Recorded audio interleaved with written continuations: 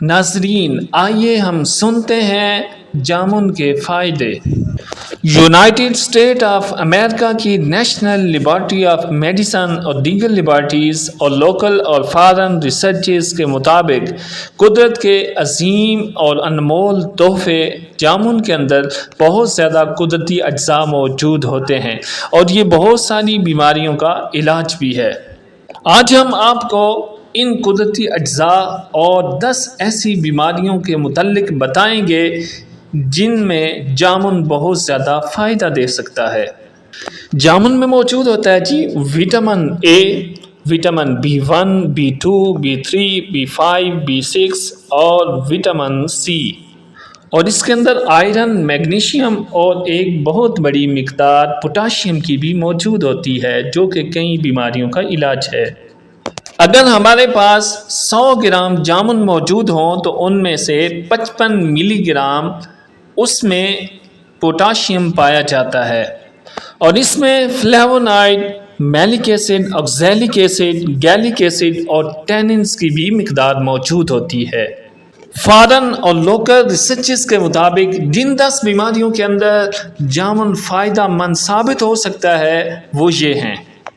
Number 1، یہ high blood sugar level یعنی hyper گلائسیمیا کے اندر بہت زیادہ فائدہ مند ثابت ہوتا ہے۔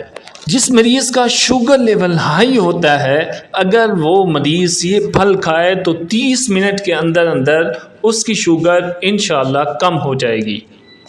اس لیے ہائی بلڈ شوگر کے مریض اپنے ذاتی طبیب کے مشورے سے جامن کے موسم میں جامن ضرور کھائیں۔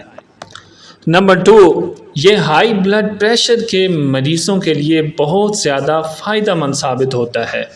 کیونکہ اس میں پوٹاشیم کی بہت زیادہ مقدار موجود ہوتی ہے، اس لیے یہ دل کے مریضوں اور ہائی بلڈ پریشر کے مریضوں کے لیے بہت زیادہ مفید ہے۔ نمبر 4، وٹامن اے کی موجودگی کی وجہ سے یہ آنکھوں کے لیے بہت زیادہ مفید ہے۔ نمبر 5، یہ جلد کے امراض یعنی کیل، چھائیاں اور داغ دھبوں کو بھی دور کر دیتا ہے۔ نمبر 6، یہ نظام انہضام کو بہتر بناتا ہے۔ نمبر 7، دانتوں کو جراثیموں سے پاک کر دیتا ہے۔ نمبر 8، یہ مسوڑوں کو بھی مضبوط بناتا ہے۔ نمبر 9، یہ انیمیا کے مریض یعنی جن میں خون کی کمی ہوتی ہے ان کے لیے بہت زیادہ مفید ہے، وہ اپنے ڈاکٹر کے مشورے سے اس پھل کو ضرور کھائیں۔ یہ خون صاف بھی کرتا ہے اور نیا خون پیدا بھی کرتا ہے۔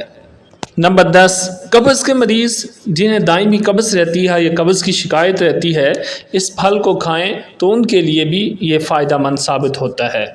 پرانی اور نئی تحقیقات کے مطابق یہ پھل صرف پھل ہی نہیں بلکہ پھل ہونے کے ساتھ ساتھ اینٹی انفیکٹو یعنی جراثیم کش بھی ہے۔ جہاں پر انفیکشن ہو اس کو بھی ختم کرتا ہے، اینٹی انفلیمیٹری بھی ہے، سوجن وغیرہ کو بھی کم کرتا ہے، اور اسی طرح اینٹی ملیریل بھی ہے۔